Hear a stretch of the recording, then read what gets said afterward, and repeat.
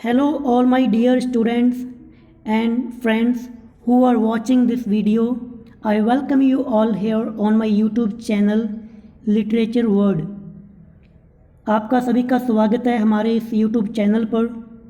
आज की इस वीडियो के अंदर मैं बहुत ही बढ़िया एक इंटरेस्टिंग स्टोरी आपके लिए लेकर आया हूँ। क्लास 6 की बुक के अंदर इंग्लिश की बुक में चैप्टर नंबर 3 और स्टोरी का नेम है तारोज़ रिवार्ड। तारो एक लड़के का नेम है और रिवार्ड यानी कि इनाम, तारों का इनाम। अब ये तारो कौन है और उसे कौन सा इनाम मिलता है, ये तो एक सस्पेंस रहेगा कहानी के अंदर। पूरी कहानी जब रीड करेंगे लाइन टू लाइन फिर ही देखेंगे कि तारो कौन है और उसे कौन सा इनाम मिला और इस कहानी का नेम तारों का इनाम क्यों रखा गया। तो शुरू करते हैं अपनी कहानी को, हमारे चैप्टर को। बिफोर यू रीड, पढ़ने से पहले यहाँ पे डिस्क्रिप्शन दी हुई है कि क्या है ये कहानी, क्या है ये चैप्टर। प्यार के साथ, धैर्य के साथ कहानी को सुनिए। This is a story about A thoughtful and loving son. ये कहानी है एक बेटे की जो कि थॉटफुल है और लविंग है, प्यारा है और थॉटफुल यानी कि विचार करने वाला, यानी कि ज़्यादा सोचने वाला। ठीक है। He works hard to fulfil his parents wishes and gets some unexpected help. जो कि बहुत ही ज़्यादा मेहनत करता है, हार्ड वर्क करता है ताकि वो अपने माता पिता की सारी जितनी भी इच्छाएं हैं उनको पूरा कर सके। बट उसको एक अनएक्सपेक्टेड होता है भाई, जिसकी आपको उम्मीद ना हो। ठीक है। ऐसी उसको एक सहायता मिलती है, कोई हेल्प करता है। कौन उसकी सहायता करता है और वो कौन सा हार्ड वर्क करता है। तारो उसका नेम है और उसके पेरेंट्स की क्या क्या विशेज हैं ये तो हम स्टोरी के अंदर पढ़ेंगे। तो देखते हैं कि किसने उसकी सहायता की, ऐसी क्या बातें हुई इस कहानी में, है ना। तो लाइन टू लाइन पढ़ते हैं। उससे पहले जस्ट थोड़ा सा आप ये पिक्चर को देख लीजिए। ये भाई मैं निशान लगा देता हूँ। ये रहा अपना तारो। ठीक है। ये इसके फादर और इसके साथ में इसकी मदर। अब आप इसको देख लीजिए। ओके। तो ये इसका घर है। घर देख के तो भाई लगता है भी काफ़ी गरीब है ना। ये देखो घड़ा भी पास में, यहाँ पे घड़ा पड़ा हुआ है, ये भी टूटा हुआ है, ये देखिए यहाँ से। तो देखते हैं, फिर पढ़ते हैं line to line. First paragraph बड़ा प्यार से पढ़ेंगे ना, आराम से धीरे धीरे एक एक मीनिंग देखते जाएंगे साथ के साथ। A young wood cutter named taro lived with his mother and father on a lonely hillside। एक तारो नाम का नौजवान लकड़हारा वुड कटर अपने माता पिता के साथ अकेला पहाड़ी पर रहता था।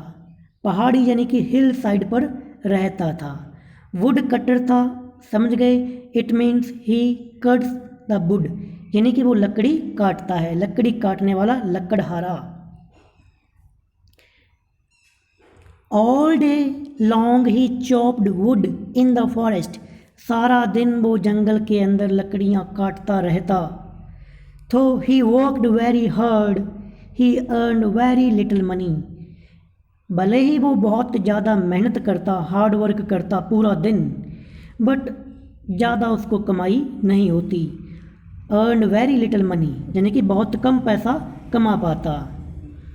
चॉप्ड का मीनिंग साथ में दिया हुआ है, यहाँ पे साइड में आप देख लीजिए। ये रहा यहाँ पर कट इनटू पीसेस यानी कि टुकड़ों में काटना, उसको बोलते हैं chop. Little money, this next page पे, दिस मेड हिम सैड। ये चीज़ उसे सैड कर देती, निराश कर देती कि मैं इतनी ज़्यादा मेहनत करता हूँ और पैसे ज़्यादा नहीं कमा पाता हूँ। For he was a thoughtful son and wanted to give his old parents everything they needed। क्योंकि वो एक थॉटफुल, सोचने वाला, विचारणशील बेटा था तो वो चाहता था अपने माता पिता जो कि बूढ़े हैं, ओल्ड पेरेंट्स, उनकी जितनी ज़रूरतें हैं सारी की सारी, एवरीथिंग जो उनकी ज़रूरतें हैं वो उनको पूरा करना चाहता था। ये अपना पैराग्राफ नंबर फर्स्ट कंप्लीट होता है। यहाँ पर पैराग्राफ नंबर सेकंड, मैं इसको जूम कर देता हूँ भाई। ओके, अब ठीक है। वन इवनिंग, एक शाम, when taro and his parents were sitting in a corner of their hut, एक रात को, एक शाम को, जब तारो और उसके माता पिता झोंपड़ी के एक कॉर्नर में बैठे हुए थे। A strong wind began to blow, एक बहुत तेज़ हवा चलनी शुरू हो गई। स्ट्रॉन्ग विंड यानी कि तेज़ हवा, बिगन टू ब्लो बहना शुरू हो गई। It whistled through the cracks of the hut and everyone felt very cold. वो जो हवा थी इतनी तेज थी कि वो बिसल कर रही थी। बिसल यानी कि हवा की जो आवाज़ होती है ना, सीटी से बजती है, उसको कहते हैं आवाज़, हवा की आवाज़। वो जो झोंपड़ी के क्रैक्स यानी कि दरारें, तो टूटी फूटी झोंपड़ी है भाई, गरीब परिवार है, तो दरारों में से वो हवा अंदर आ रही थी और सभी को क्या लग रही थी? ठंड। Everyone felt very cold. Suddenly Taro's father said, तभी तारो के पिता ने कहा, I wish I had a cup of sake, it would warm me and do my old heart good. Taro के पिता ने कहा कि मेरी ऐसी इच्छा है कि काश मुझे आज एक कप ऑफ शेक मिल जाता। शेक भाई थोड़ा सा आप सुनिए, ये कहानी जापान की है, जापान की एक कहानी है। तो जापान अपने यहाँ पे देखा भी है ना, ये जापान के लग रहे हैं, ये देखो इनकी फेस देखो, ये दाढ़ी देखो इनकी, ये देखो ये जापान के हैं। तो उसके पिता ने कहा कि मेरे को ठंड लग रही है तो मेरे को आज एक कप शेक मिल जाता। शेक कोई पीने का एक पदार्थ है जापान के अंदर, तो वो मेरे को गर्मी महसूस होती उससे पीने के बाद में और मेरा दिल अच्छा हो जाता। शायद कोई गर्म लिक्विड होगा पीने वाला, उसी की ये बात कर रहे हैं। हम इधर मीनिंग देख लेते हैं। ये रहा मीनिंग दिया हुआ है यहाँ पे। एक मिनट, जस्ट वेट एक मिनट भाई। ओके, तो मीनिंग आप यहाँ पे देख सकते हैं भाई। यहाँ पे विसल का मीनिंग भी दिया हुआ है, ये विसल का मीनिंग है यहाँ पे। विसल थ्रो यानी कि pass through with A whistling sound, ऐसे गुजरना की एक सीटी की आवाज़ आए, ठीक है। इसके बाद में क्रैक, ये यहाँ पे मीनिंग दिया हुआ है, नीचे क्रैक दिया हुआ है, क्रैक, ये रहा क्रैक यानी कि नैरो गैप्स ओपनिंग, छोटे छोटे छिद्र। इसके बाद में भाई नीचे लिखा हुआ है शेक, ये रहा शेक। ए पॉपुलर जापानीज ड्रिंक सा इज प्रोनाउंस्ड लाइक फा इन फादर लाइक के, तो शेक ऐसा कुछ इसका मीनिंग भी होगा। ये पीने वाला जापान के अंदर लिक्विड है, ठीक है। हमने 2 पैराग्राफ कंप्लीट कर लिए। अब हम इससे आगे वाले पैराग्राफ नंबर 3 को पढ़ते हैं। This made taro sadder then ever, इस बात को सुनकर तारो और ज़्यादा उदास हो गया।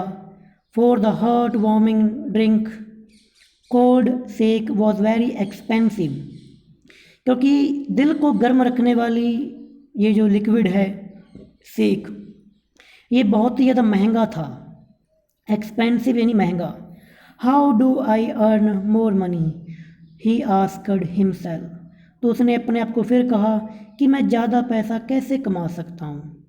How do I get a little shake for my poor old father, मैं अपने गरीब इस बूढ़े पिताजी को थोड़ा सा शेक भी नहीं पिला सकता, कैसे पिलाऊँ, मैं क्या करूँ। He decided to work harder than before, उसने ये डिसाइड किया कि अब वो और ज़्यादा मेहनत करेगा, यानी कि और ज़्यादा लकड़ियाँ काटेगा। देखो कितना अच्छा ना ये सन, कितना अच्छा बेटा है, अपने माता पिता के बारे में कितना ज़्यादा सोचता है। Paragraph number 4। Next morning taro jumped out of bed earlier than usual and made his way to the forest. अगले दिन तारो और जल्दी उठा, जम्प्ड आउट ऑफ बेड यानी उठ जाना, जाग जाना, पहले से भी ज़्यादा जल्दी उठा, सुबह सुबह मॉर्निंग टाइम उठ खड़ा भाई, जाग पड़ा. He chopped and cut as the sun climbed, and soon he was so warm that he had to take off his jacket. सुबह सुबह सूरज उगने से पहले वो लकड़ियाँ काटता रहा और ज़्यादा काटता रहा. जब सूर्य उगा तो वो उसका शरीर गर्म हो गया. अब आप कोई हार्ड वर्क करते हो, मेहनत वाला, जैसे ये लकड़ी काटना, तो पसीना आता है भाई, गर्मी आती है, तो उसका शरीर गर्म हो गया. इतनी ज़्यादा उसको गर्मी आ गई कि उसने अपनी जैकेट को टेक ऑफ कर दिया, यानी कि उतार दिया. हार्ड वर्क देखो कितना बेचारा ना, कितनी मेहनत करता है ये. हिज माउथ वॉज ड्राई, उसका मुंह सूख गया, प्यास लगी भाई, इतना ज़्यादा मेहनत कर रहा है. And his face was bat with sweat, उसके चेहरे पे पूरा पसीने से उसका चेहरा भर गया. My poor old father, he thought, if only he was as warm as I, कि जिस प्रकार मैं गर्म हो चुका हूँ, काश मेरे बूढ़े पिताजी भी इस प्रकार गर्मी को महसूस कर पाते. उसने ऐसा सोचा. And with that he began to chop even faster, और ये सोचकर अब जैसे माता पिता का ख्याल आया, उसने और ज़्यादा मेहनत शुरू कर दी और तेज़ी से लकड़ियाँ काटने लगा. Thinking of the extra money he must earn to buy the sake to warm the old man's bones, ये सोचकर कि वो और ज़्यादा पैसा कमाएगा, इतना पैसा कि कम से कम 1 कप सेक वो कमा ले या फिर खरीद सके, ताकि वो उस बूढ़े पिताजी की हड्डियों को गर्मी दे सके. Paragraph number 5. देन सडनली तारो स्टॉप्ड चॉपिंग, तभी तारो ने लकड़ियाँ काटना बंद कर दिया. What was that sound he heard, वो आवाज़ क्या थी. इट मीन्स अभी उसको कोई एक आवाज़ सुनाई दी तो उसने लकड़ियाँ काटना बंद कर दिया. देखो धीरे धीरे कहानी के अंदर सस्पेंस बन रहा है भाई. अब वो लकड़ियाँ काटने के लिए गया, उसको कोई आवाज़ सुनाई दे रही है, पता नहीं वो आवाज़ किसकी है, ये तो कहानी में देखेंगे आगे, तो बने रहिए वीडियो के साथ, स्किप मत करना. Could it be possibly be rushing water, कि क्या ये किसी पानी की आवाज़ थी, क्या ये पानी की आवाज़ है जो पानी बह रहा है. रशनिंग वाटर, पानी के बहने की आवाज़, पता नहीं, ये तो क्वेश्चन पूछ रहे हैं ना कि ऐसा पानी की आवाज़ है या फिर कोई और है. Taro could not remember ever seeing of hearing a rushing stream in that part of the forest, Taro ने तो कभी भी ऐसा सुना नहीं था कि वहाँ पर कोई पानी का सोर्स है, कोई स्ट्रीम यानी कि झरना वगैरह वहाँ पर पानी का है, ऐसा तो उसने कभी सुना ही नहीं. कि जिस इलाके के अंदर, जिस पार्ट के अंदर वो लकड़ियाँ काट रहा है, वहाँ पर कोई झरना हो, ऐसा उसने पहले कभी नहीं सुना. ही वॉज थ्रस्टी, वो काफ़ी ज़्यादा प्यासा था, थ्रस्टी यानी प्यास लगी थी उसको. The ox dropped out of his hands, कुल्हाड़ी उसके हाथ से ड्रॉप आउट हो गई यानी छूट गई. And he run in the direction of the sound, और वो उस साइड दौड़ने लगा जिस साइड से आवाज़ आ रही थी. देखो शायद प्यास लगी है, बहुत ज़्यादा गर्मी है ना, कितनी ज़्यादा मेहनत कर रहा है, मुंह इसका सूखा हुआ है, कितनी ज़्यादा हार्ड वर्क. और ये कहते हैं ना कि हार्ड वर्क अगर आप करते हो तो इसका फल आपको मिलता है, भले ही थोड़े टाइम बाद में मिलता है, बट उसका रिज़ल्ट आपको पक्का मिलता है. तो हार्ड वर्क कीजिए, आपकी भी जो आपके ड्रीम्स है वो पूरे होंगे, हार्ड वर्क तो करना ही पड़ेगा. अब चलते हैं पैराग्राफ नंबर 6 पर. तारो saw a beautiful little waterfall hidden behind a rock.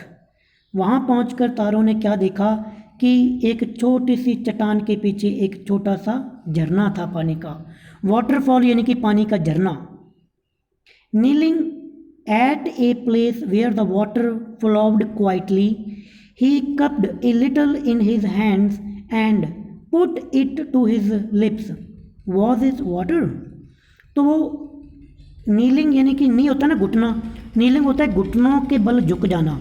वो घुटनों के बल झुक गया और पानी जहाँ से वो पानी गिर रहा था क्वाइटली शांति के साथ वहाँ से कप्ड यानी कि ऐसे अपने हाथ से पानी पीते हैं ना, ऐसे करके उसने पानी पीना शुरू कर दिया। अपने लिप से जैसे उसने वो पानी लगाया तो एक माइंड में क्वेश्चन यहाँ पे आया, वॉज इट वाटर, क्या वो पानी था? अब पता नहीं वो पानी था कि नहीं था। और वॉज इट सेक, या फिर वो सेक था, यानी कि वो पानी था या फिर सेक था। सेक मैंने आपको बताया जापान के अंदर पीने वाला एक लिक्विड होता है कोई पीने के लिए जो गर्म होता है शायद। He tasted it again and again, उसने फिर दोबारा पिया भाई, फिर एक बार फिर से दोबारा पी कर देखा। And always it was the delicious sake instead of cold water, और हर बार वो ज़्यादा से ज़्यादा स्वादिष्ट सेक लग रहा था, ना कि पानी। यानी कि वो पानी नहीं था दोस्तों, वो सेक ही है। अब झरने से पूरा सेक बह रहा है, ऐसा कैसे पॉसिबल है? ये तो हमें आगे कहानी में पता चलेगा। साथ में ये मीनिंग दिए हुए हैं, पहले इनको देख लेते हैं भाई। पहला है cupped a little in his hand, इसका मतलब है took some water in his hands as if in a cup. तो हाथों में पानी को डालना, जैसे कप में पानी डालते हैं, या फिर हैंड की ऐसे पोजीशन बना लेना जिसके अंदर पानी आ जाए, ठीक है, उसको बोलते हैं cupped a little in his hands. Next यहाँ पे वर्ड मीनिंग है डेलिशियस। डेलिशियस होता है वेरी टेस्टी, बहुत ही ज़्यादा स्वादिष्ट। This is called delicious. आप कह सकते हो कि फूड इज़ वेरी डेलिशियस, ठीक है। फिर आगे एक मीनिंग और आएगा, उसको भी देख ही लेते हैं भाई। यहाँ पे आएगा पिक्चर। पिक्चर होता है a pot usually made of mud, यानी कि घड़ा, जिसका पॉट बोलते हैं ना, घड़ा, मटका, उसको बोलते हैं पिक्चर। अब पढ़ते हैं पैराग्राफ नंबर 7। अब आगे क्या होता है, थोड़ी सी पिक भी आप साथ में देख लीजिए। मैं इसको जूम आउट कर देता हूँ। ओके, देख लीजिए भाई, ये रहा अपना तारो, ठीक है, इसके पास पिक्चर भी है, देखो ये पिक्चर है। ओके, मैं आपको दिखाता हूँ, ये वाला जो पार्ट है ना, ये वाला, इसको बोलते हैं पिक्चर। और ये यहाँ पे झरना बह रहा है, ये अपना तारो है और ये पानी पी रहा है। इसके हैंड की पोजीशन देखो, ठीक है, ये यहाँ पे पानी पी रहा है। Okay, paragraph number 7। तारो क्विकली फिल्ड हिज पिक्चर, तो तारो ने क्या किया, जो उसके पास बर्तन था, मटका था, उसको उस सेक से भर लिया। With him and horrid home, और वापस घर की तरफ आ गया। The old man was dilated with the sake, तो बूढ़ा जो इसके पिताजी थे वो इस चीज़ को देखकर बहुत ज़्यादा डिलाइटेड यानी प्रसन्न हुए। आफ्टर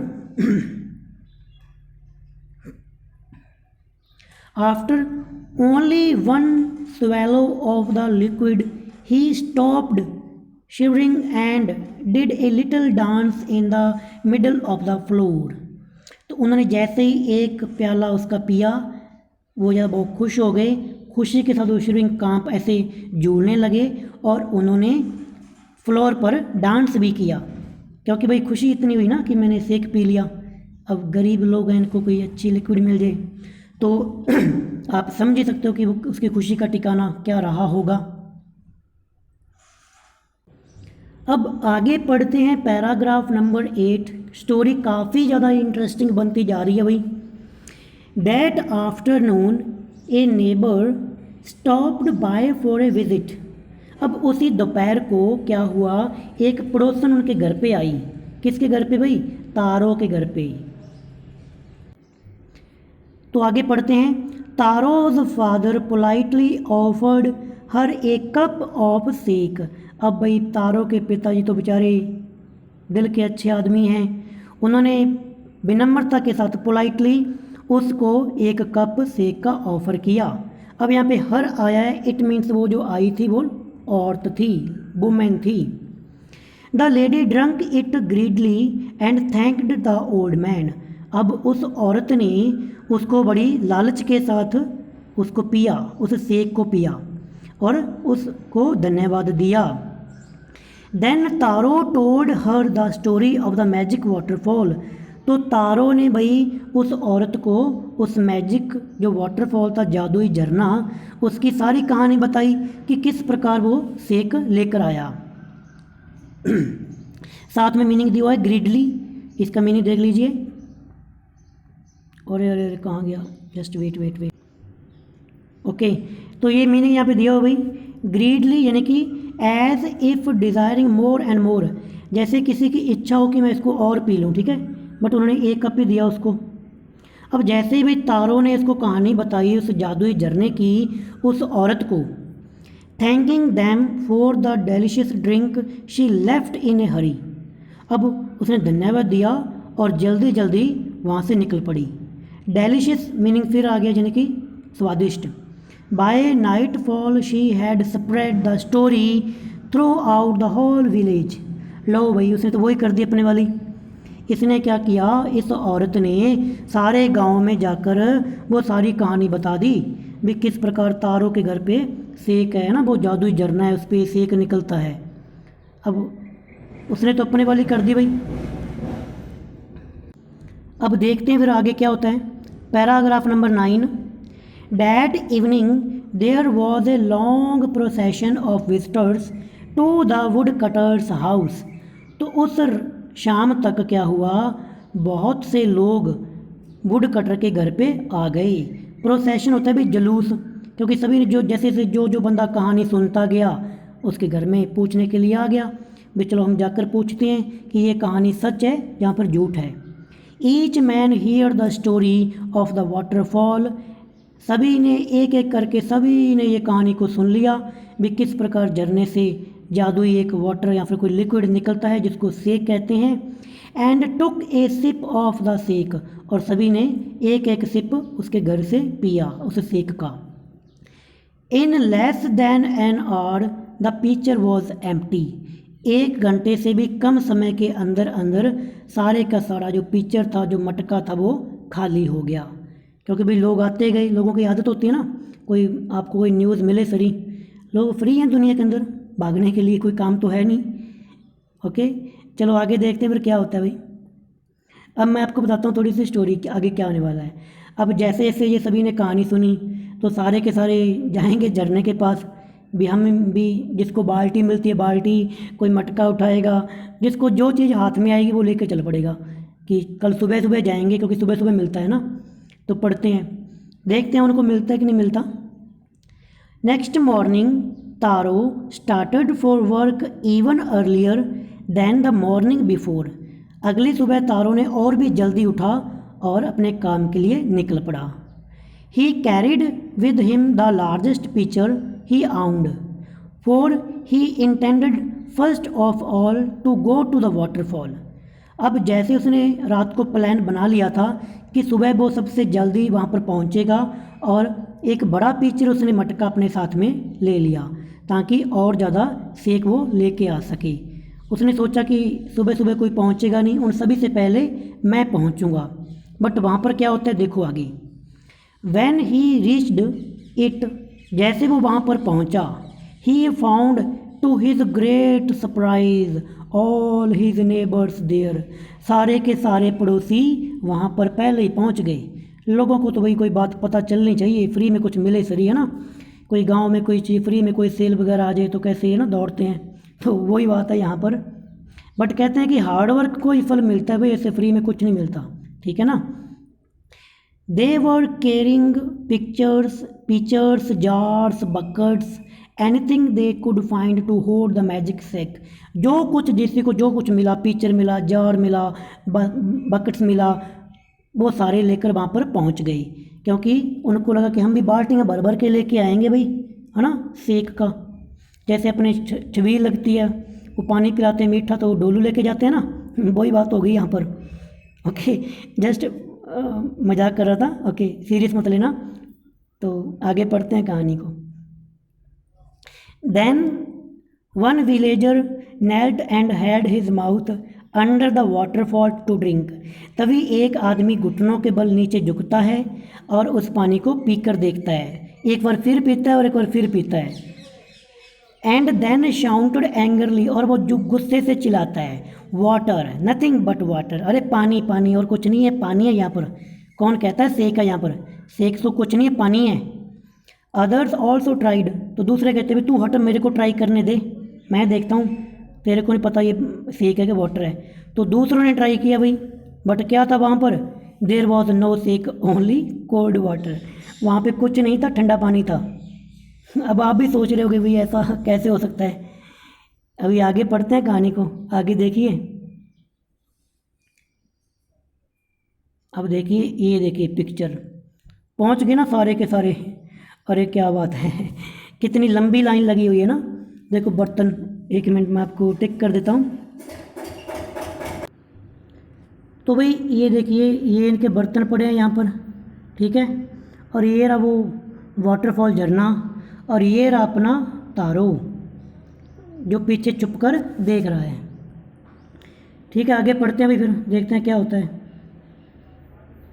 क्योंकि एक ने चिल्लाकर कहा कि वो तो पानी पानी है। Paragraph number 11, we have been tricked, shouted the villager. अब ट्रिक्ड क्या होता है, साथ में मीनिंग लिखा हुआ है, डिसीव्ड यानी कि मूर्ख बनाना। यहाँ पर आप ये कह सकते हो कि झूठा ना, झूठी कोई बात फैला देना, मूर्ख बनाना। तो उन्होंने कहा कि देखो तारो कहाँ पे है, where is Taro, let us drown him in this waterfall, हम उसे इसी झरने के अंदर डुबो देंगे, फेंक देंगे। Drawn him in this waterfall. देखो गांव वालों का गुस्सा देखो कैसे है ना, फ्री में कोई चीज़ मिली नहीं तो वो कह रहे हैं कि तारो ने झूठ बोला है, हम उसे मार देंगे। But Taro had been wise enough to slip behind a rock when he saw how things were going. जैसे भाई तारो को ये बात पता चली, क्योंकि वो सुन रहा था कि सारी की सारी चीज़ें यहाँ पे गलत हो रही हैं, तो तारो काफ़ी ज़्यादा होशियार था, वो वहाँ से पहाड़ी के पीछे से निकल गया। He was nowhere to be found, nowhere to be found. अब उसे वो उनको वो वहाँ पर नहीं मिला, यानी कि जब वो तारो को ढूंढने के लिए वहाँ पर आए तो वो तारो वहाँ पर नहीं था। Muttering their anger and disappointment, the villagers left the place one by one. तो आपस में बुदबुदाते हुए, मटरिंग यानी कि स्पीकिंग अनक्लियरली, यानी कि बहुत ही कम स्लो वॉइस के अंदर बोलना, उसको बोलते हैं muttering.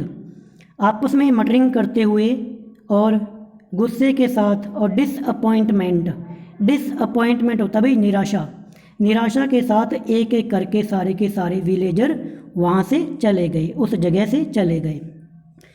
Taro came out from his hiding place. अब तारो जो कि वहीं पर छिपा हुआ था भाई, अपने छिपे हुई जगह से बाहर आया। Was it true, he wandered, वह हैरान हो गया कि क्या ये सच है क्या, कि वो पानी था, वो सेक नहीं था।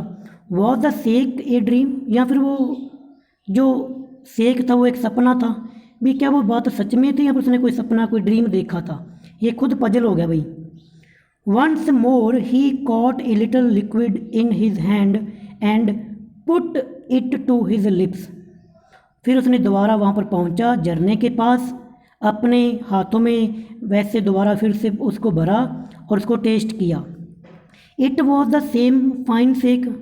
अब ये तो फिर वही सेक था। अब ये कैसे पॉसिबल है, जब विलेजर्स ने आकर पिया तो वो पानी, जब ये पीता तो सेक। क्योंकि मैं आपको बता दूं, क्योंकि ये एक अच्छा इंसान है ना, गुड इंसान है, काइंड है, सच्चाई है इसके अंदर, ये हार्ड वर्क करता है। क्योंकि जो हार्ड वर्क करता है भाई उसी को फल मिलता है, फ्री में कुछ नहीं है। लोगों को ये लगता है कि कोई चीज़ पॉसिबल नहीं है, क्योंकि मेहनत करोगे फिर ही भाई वो चीज़ें आपको वैसी की वैसी मिलेंगी जैसी आपकी इच्छा होती है। टू द थॉटफुल सन, क्योंकि ये एक विचार करने वाला, सोचने वाला बेटा था। The magic waterfall gave the delicious shake, क्योंकि ये एक अच्छा बेटा था, अच्छे माँ बाप का बेटा था, एक सच्चा पुत्र था, इसलिए उस वाटरफॉल ने उसे डेलिशियस शेक दिया। To everyone else it gave only cold water, और बाकी सभी को क्या मिला, सिर्फ ठंडा पानी। क्योंकि बाकी सभी मेहनत नहीं करते थे, ठीक है। जो मेहनत करता है, जो सच में जो एक अच्छा इंसान होता है, उसी को ही सारा कुछ मिलता है जैसे वो उसकी इच्छाएं होती है। अब आपका पैराग्राफ नंबर लास्ट 13, आपकी स्टोरी यहाँ पे कंप्लीट हो जाएगी। देखते हैं 13 में क्या लिखा हुआ है। The story of Taro and his magic waterfall reached the empire of Japan. तो तारो की और उसके इस मैजिक वाटरफॉल की कहानी जापान के राजा, एम्पायर यानी कि राजा, किंग के पास पहुंच गई। He sent for the young wood cutter and rewarded him with 20 pieces of gold for having been so good and kind. तो राजा ने उसको अपने पास बुलाया और उसे इनाम में क्या दिया? 20 पीसेस ऑफ गोल्ड, 20 सोने के पीसेस, टुकड़े उसको दिए। क्यों दिए भाई? क्योंकि जब उसने ये उसकी कहानी सुनी, उसकी अच्छाई, गुडविल और काइंडनेस के कारण उसको राजा ने इनाम दिया। Then he named the most beautiful fountain in the city after Taro. और ये कहानी के बाद में ही जापान के राजा ने उस ब्यूटीफुल जो फाउंटेन, झरना था, उसका नेम क्या रख दिया? Taro. This said the emperor was to encourage all children to honor and obey their parents।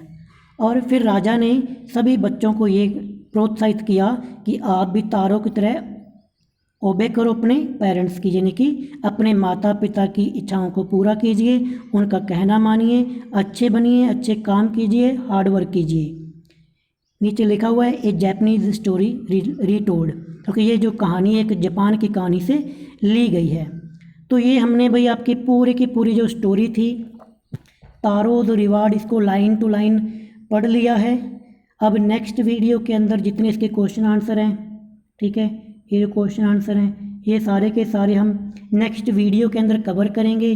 और अगर आपको ये कहानी अच्छे से समझ में आ गई, क्योंकि मैं भी यहाँ पर हार्ड वर्क करता हूँ, अगर आप टाइम निकाल कर एक लाइक कर दें और नीचे कमेंट बॉक्स के अंदर बता दें कि कहानी कैसे लगी, क्योंकि बीच बीच में कुछ प्रॉब्लम्स आती हैं साउंड की या फिर कभी कोई रुकावट आ जाती है, but you can understand, this is my beginning, मेरी शुरुआत है।